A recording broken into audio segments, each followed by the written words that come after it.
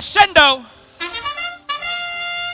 Match number 18 underway here at Northwest District Champs, and already some contact here. Not a common sight in the first 15 seconds of the match, but in midfield these things do happen. Both alliances putting up quite a lot of score, but the Red Alliance ending up with nearly a 20-point lead as they go up 44-29. As drivers now take control. There's Bare Metal already scooping up Amp Circuit, or Amp Score rather, 1 point apiece.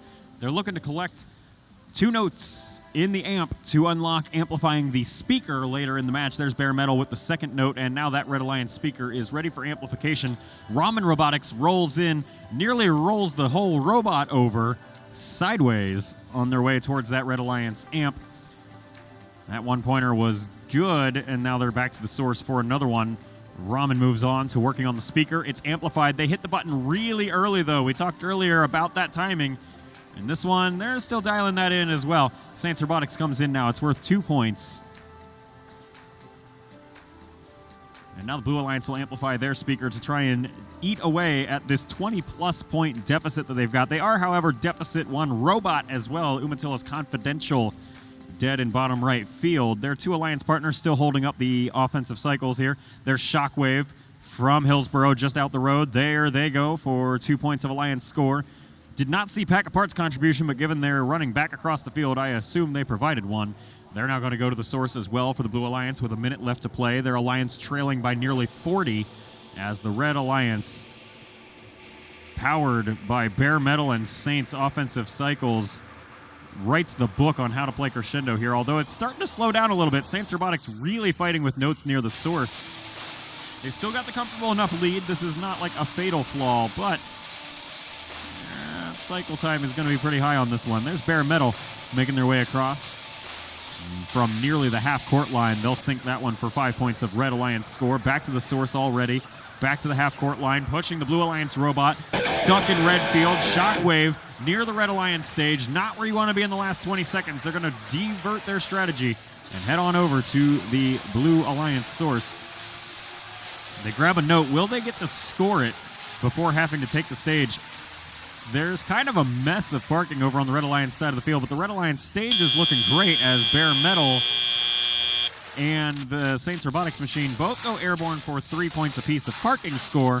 Very nearly a trap note from Bare Metal, but they're going to have to dial that one in their remaining matches here at Northwest District Champs.